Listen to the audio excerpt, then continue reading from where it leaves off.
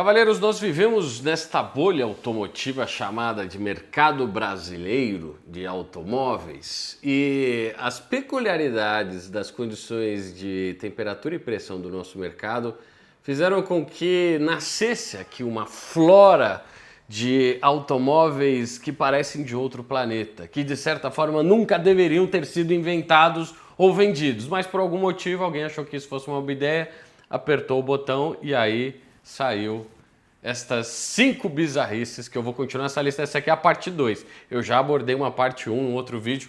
Clica aqui para você assistir se você quiser ver estas jabuticabas de cor azul.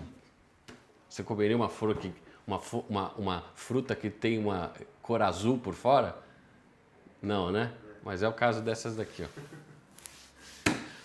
Bom, a primeira da lista, é lógico que eu preciso citar aquele exercício de design da Volkswagen muito ousado que pegou o Golf Mark IV e fez aqui para o Brasil unicamente o Golf 4.5.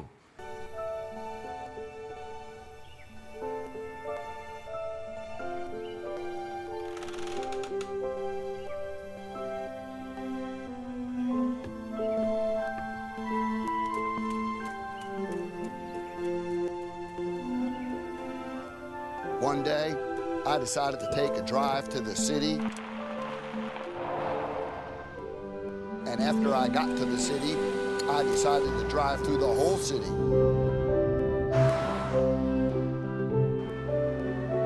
And after I drove through the whole city, I decided to drive to the state.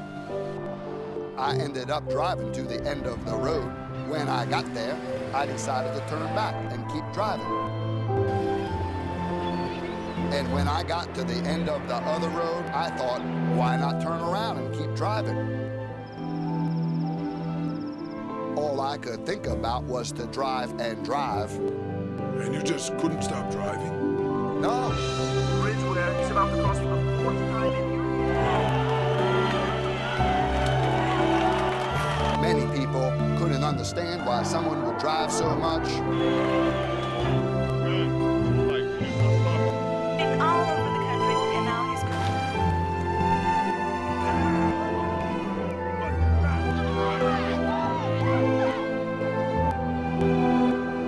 But others, they identified with it, and they ended up joining me.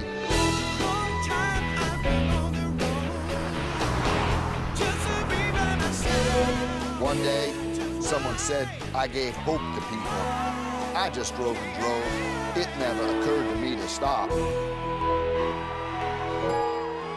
And that's all I have to say about that. Novo Golf, pelo prazer de dirigir. Se você vê nas estruturas externas do Golf 4.5, você vai ver o mesmo vidro do Mark IV, você vai ver a mesma chapa de porta do Mark IV, você vai ver o mesmo interior do Mark IV, isso porque o 4.5 é um Mark IV.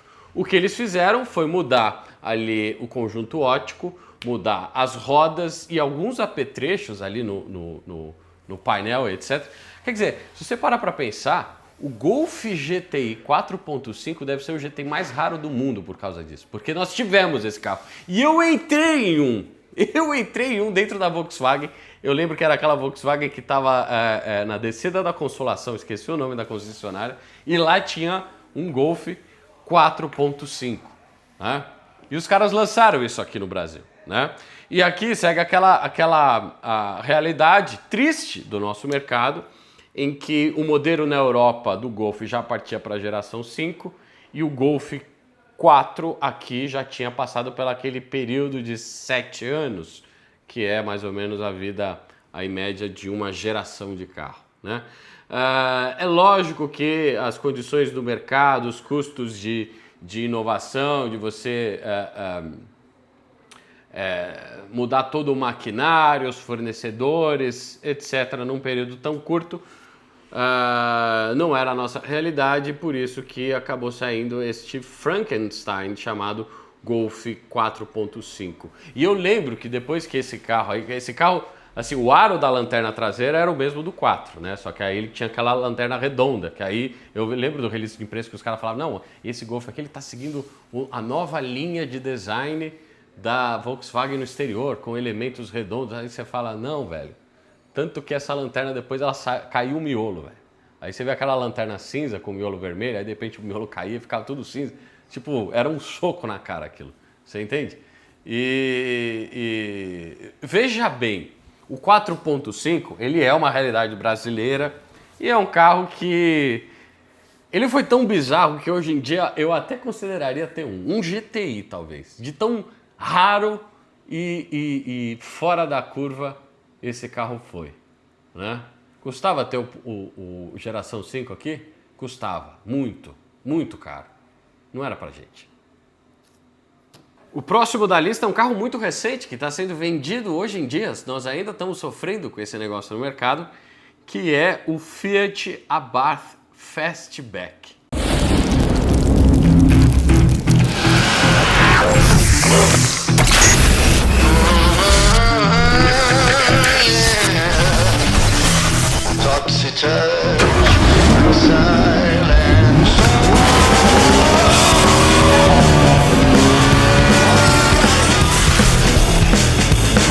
Liberte o veneno que vive em você.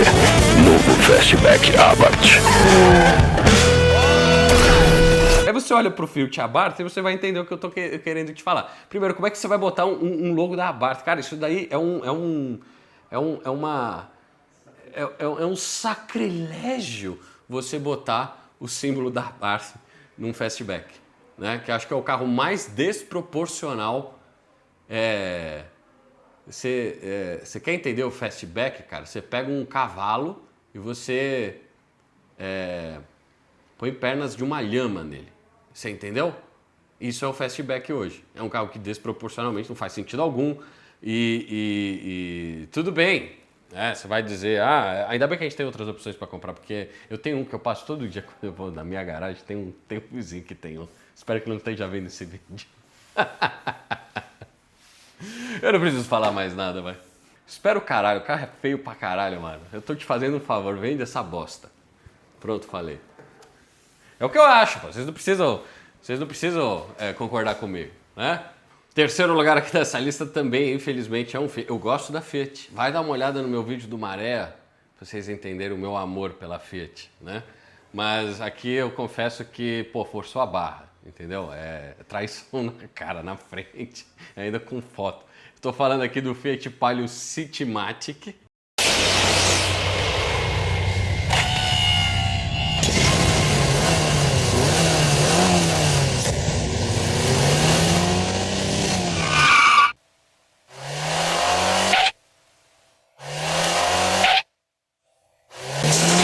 Novo Palio Citymatic, o primeiro 1.0 sem pedal de embreagem.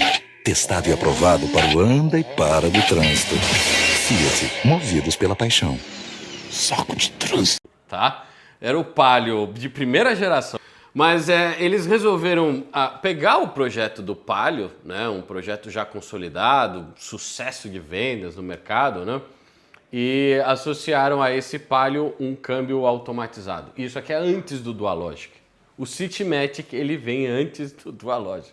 Então, assim, se o Dualogic já era ruim, você imagina isso num Palio, velho, com motor 1.0. Você entende? E lança no mercado essa novidade. E aí, assim, era um carro com embreagem automatizada, na verdade, né? Você ainda tinha que trocar as marchas, você só não tinha o pedal de embreagem. Então, se já era difícil dirigir um Palio com motor 1.0 na subida, você imagina com isso aí, meu irmão. Não dava, velho, não dava. Até a propaganda do Citymatic não fazia sentido algum, né? Na propaganda você já via, na própria propaganda da Fiat, o quão ruim era o carro, né? Para dirigir no dia a dia. E eles ainda falavam assim que era para uso em trânsito. Você fala, não, mano, não. Podia ter sido só um protótipo, podia ter parado aí, né? Aí os caras, alguém da engenharia tinha que falar, porra, mano, isso aqui não é uma boa ideia, velho. Não vai, velho. Os caras vão ficar bravos com... Nunca mais vão comprar Fiat, os caras que compraram isso daqui. Tô errado? Talvez. O que eu entendo de carro? Porra nenhuma. Em quarto lugar nessa lista, eu vou citar a Fiat de novo. Mas peraí, de novo, eu não tenho problema nenhum com a Fiat. Aliás, eu já comecei a pensar aqui em um outro vídeo que eu vou citar 5 inovações tecnológicas que a Fiat lançou. Principalmente algumas aqui no Brasil de primeira mão, certo? Vou fazer isso num outro vídeo, certo? Porque tem coisa para ser elogiada aqui, né? Você já viu meu vídeo do Maré? E do tipo, dá uma olhada lá para você entender o que eu tô falando. Só que aqui, assim, nem tudo foi acerto, né, na vida da Fiat.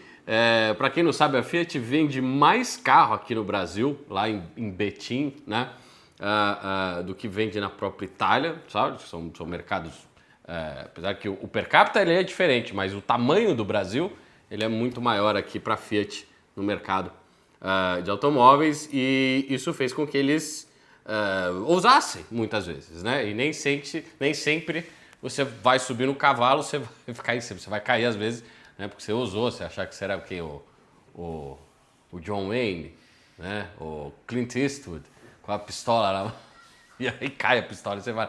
Tô falando aqui do Fiat Oggi. Oggi, o novo carro da Fiat é para quem acha que um carro deve ser esportivo, espaçoso, muito econômico, ter um porta-malas independente, ser elegante e luxuoso ao mesmo tempo e, acima de tudo, surpreendente.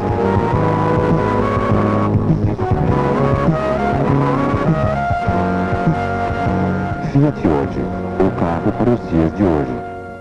Que era basicamente um Fiat 147, um carro polêmico aqui no Brasil, né? Veio antes do Uno, era um Fiat acessível, mas infelizmente o 147 ele trouxe todas as mazelas lá do velho continente junto desse barco quando ele foi lançado aqui. E apesar de eu achar um carro de design, de conceito muito bacana, né? Tem um traço direto ali com o próprio o Cooper, né? Por que não? Ele não deu muito certo aqui no Brasil. Mas não satisfeitos, a Fiat pensou assim, não, mas peraí, e se a gente pegasse esse hatch e botasse um porta-mala neles, desse uma esticadinha e botasse um porta-malas, e aí nasce o Fiat Oggi, que é um 47 com crise de identidade, né? Existe uma diferença entre você projetar um sedã versus você transformar um hatch em um sedã, e o Oggi é exatamente essa diferença, entende? Meu avô teve um Oggi, e eu lembro ele ligando o carro de manhã. Ele já não estava muito bem do ouvido, né? Mas ele tinha aquele hábito de ligar o carro de manhã e dar uma acelerada, carburado, dar aquela acelerada até dar uma estabilizada, devia estar tudo desregulado. Só que é assim, ele ia até o corte de giro e o motor estava frio. E aí eu escutava aquele, parecia matadouro de porco, né? Se o carro sendo estrangulado. E eu naquela época eu era muito novo, mas eu olhava para aquilo e falei, pô, isso não me parece estar certo, né?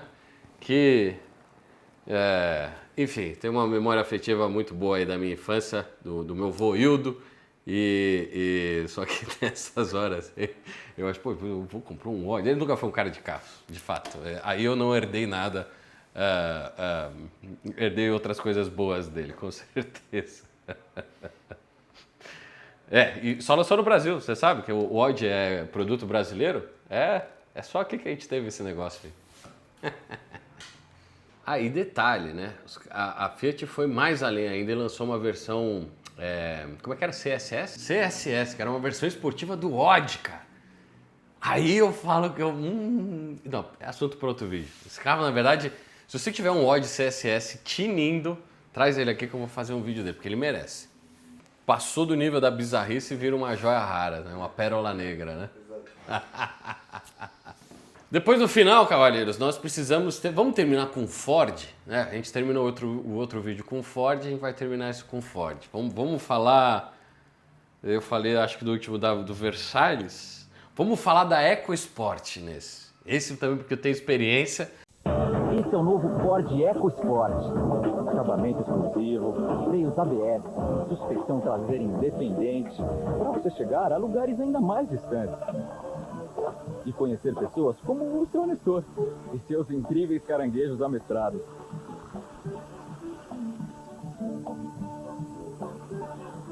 novo Ford EcoSport com tração nas 4 rodas. Seu Anderson, bota esses caranguejos na panela. Ford EcoSport, ela foi um dos primeiros crossovers da história automotiva mundial. Vocês sabiam disso? Que a Ford pegou o Fiesta e viu, diferente da Volkswagen que fazia o CrossFox e aquelas versões, a Fiat com Adventure, etc. Não, a Ford realmente fabricou em cima da mesma plataforma um carro para uma suspensão mais elevada, para um volume maior, né? Ali na primeira geração da EcoSport. Carro muito bonito quando lançou, design eu gostava muito, achava harmonicamente fazia sentido o carro, né? Carro muito belo, e só que a questão foi que ele herdou também toda a motorização ali do Fiesta. E na versão 1.6, assim, ó, o carro ele não subia a ladeira se você não desligasse o ar-condicionado, cara. Não subia, velho. Eu falo, olha, eu já viajei com uma ali na Freeway, lá em Porto Alegre, inclusive. E, cara, existe um descompasso muito grande entre a massa do carro e a proposta e o segmento que esse carro foi vendido, que era único na época, né? Você tinha coisas parecidas, você tinha o que a Pajero Io, talvez, lá na Mitsubishi, né? Coisa mais... Mas a Io, meu amigo, ela era um 4x4 de nascença, de desenho. O primeiro traço do cara na folha, quando ele desenhou a Pajero Io, vamos fazer um Jeep 4x4. A EcoSport não. A EcoSport é o filho bastardo do Fiesta, né? E aí, não era só a 1.6, não. Tinha também aquela tração 4x4 sobre demanda, né? Que o carro predominantemente era de dianteira, mas quando começava a patinar a dianteira, ele começava a jogar para trás. Isso ainda acho que na primeira geração. E, assim, ousadia, inovação. De novo, a EcoSport era muito bonito, fazia sentido no 2.0, né? Ali, conjunto powertrain, motriz, carro muito adequado para as ruas brasileiras, beleza? Mas não no 1.6, velho. Ali, assim, é forçar a barra, talvez para aproveitar o desconto, né? Porque na época a legislação do 2.0 o imposto era maior e o 1.0 era menor, mas assim, você comprava e depois você se arrependia, porque dinamicamente um carro sem sentido algum, né? Eu gostava, lembra daquelas rodas estampadas? Tinha roda estampada, tal. Porra, o carro era bonito, velho. Assim, os caras usaram a criatividade para criar coisas legais, entendeu? Mas não 1.6, meu amigo. E assim, se você quisesse um Jeep de novo pelo menos não era tão ruim que nem o CrossFox, né? Que nem tração tinha, né? Enfim, é isso, mais uma jabuticaba brasileira, falei mais 5, provavelmente eu vou lembrar de mais umas 5 aqui quando estiver lá nos meus afazeres diários, e eu vou fazer mais uma lista para você, porque são coisas que só o Brasil fazem para você. Lembra como é que era aquele... tem coisas que só a Brastemp, não, tem coisas que só a Philco faz para você. A Philco era brasileira? Tá vendo? É isso. Essa é a história da minha vida. Tem coisas que só a Philco faz para você. Considere se inscrever neste canal.